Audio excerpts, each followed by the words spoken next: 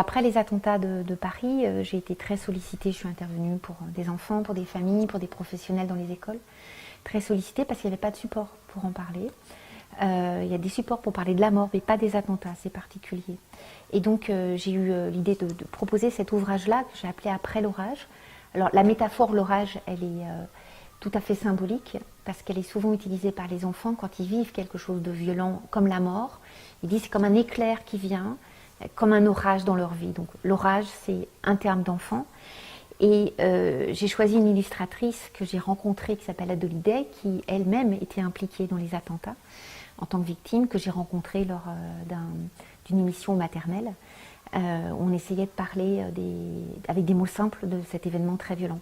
Donc c'est un ouvrage qui se veut un support résilient, mais vraiment résilient au sens de l'utiliser pour donner du sens. Et c'est un ouvrage autant pour les parents que pour les enfants, pour faire du lien, à lire avec les parents, avec les enfants. Au début, on l'avait conçu plus pour les plus jeunes, le primaire, mais en fait les ados l'utilisent. Et je suis partie véritablement des mots des enfants, des expressions des enfants et du ressenti des parents. En particulier, il y a toute une partie où l'enfant explique que l'entourage change, ne comprend pas. Pourquoi maman rigole plus, pourquoi papa va plus au travail, maman non plus, pourquoi la vie, il ne comprend pas. Et pareil, les ressentis des parents, avec cette idée que l'enfant s'en moque, rigole, continue de vivre comme si de rien n'était. Et cette espèce de rupture du lien, de compréhension de l'un à l'autre, fait qu'à un moment donné, il y a beaucoup de souffrance de part et d'autre. Parce que l'enfant, ils sont très très seuls, le parent est très très seul, et chacun ne sait plus ce qu'il faut faire.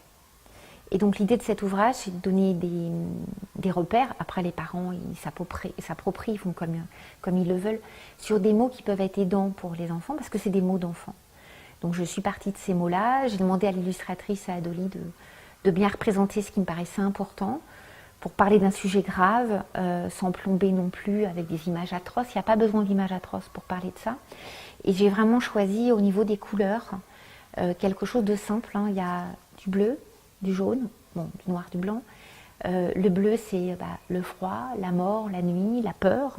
Et le jaune, c'est la vie, la lumière et la vie qui continue. Donc on a essayé aussi de jouer là-dessus pour montrer qu'un attentat, la mort qui s'impose, c'est un temps dans la vie.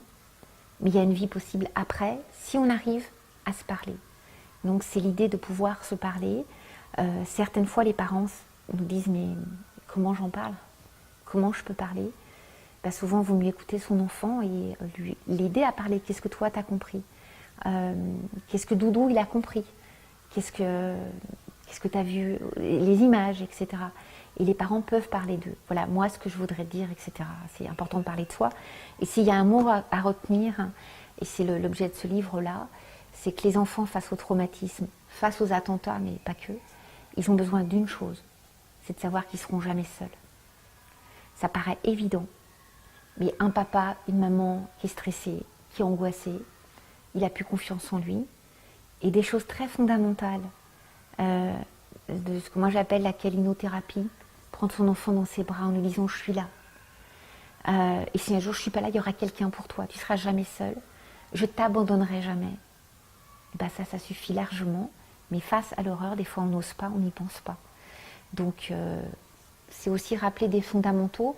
Donc il y a toute une partie à la fin que j'ai voulu aussi assez didactique pour permettre aux parents, pour mieux comprendre. Alors c'est vraiment une petite fiche technique, on va dire, avec des formulations qui sont proposées pour le parent, pour les aider à savoir comment réagir à des réactions de leur enfant, comment faire quand ils sont un peu perdus face à des propos ou des attitudes de l'enfant, comment aborder avec lui le sujet. Est-ce que je dois, est-ce que je ne dois pas? Il y a des indices que l'enfant donne qui nous permettent de savoir si on doit, on ne doit pas, si on peut pas. Donc voilà, c'est un guide qui répond vraiment à cette demande-là et qui part vraiment de ce que les enfants ont pu nous dire. Je prendrai un terme d'un petit bout de chou à qui j'expliquais ce qu'étaient les terroristes, donc qui donnent la mort, qui veulent tuer les gens, qui veulent donner la mort parce que les gens ne pensent pas comme eux et qui entraînent beaucoup de tristesse. Et ce petit bout de chou m'a dit « Ah, ce sont des terrotristes ». Et ce terme-là, je trouve, est remarquable. Ça nous montre la capacité de l'enfant à synthétiser les infos qu'on lui donne et la réalité. Donc il ne s'agit pas de lui dire « Ah non, je t'ai dit terroriste ». Terroriste, il a l'information de l'adulte, sa représentation à lui, il en fait son histoire. Et c'est ça qui est important.